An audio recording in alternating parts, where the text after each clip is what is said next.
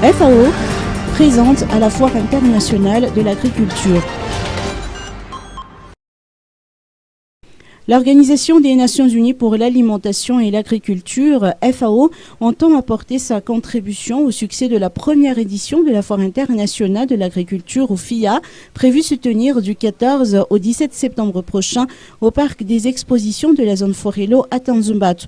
Le représentant résident de la FAO à Madagascar, Patrice Talata Koukam, s'est confié à nos journalistes à propos de la participation de cet organisme international à cet événement.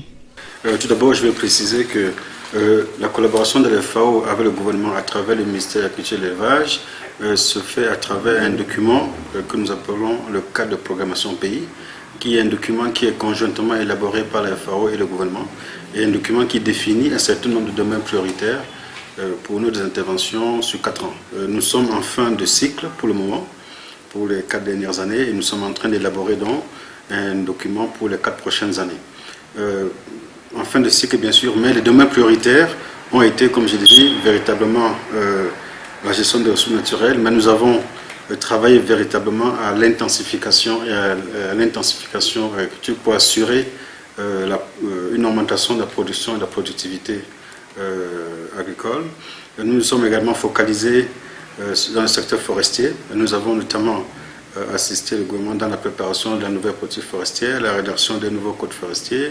Nous sommes intervenus également dans le cadre de la pêche à travers un programme régional qui était le programme Smartfish, qui était basé à Maurice, au secrétariat de la Commission de l'océan Indien.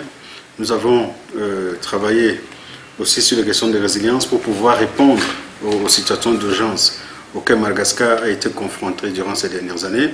Comme vous le savez bien, par exemple de 2013 à 2016, nous avons appuyé le gouvernement à la lutte contre l'invasion acridienne suite à l'invasion de 2012, et nous avons mis en œuvre, en collaboration avec le ministère de l'Agriculture et de l'Élevage, un programme de 3 ans qui a permis de revenir à un stade de rémission pour pouvoir permettre à ce que les activités du monde rural se déroulent convenablement.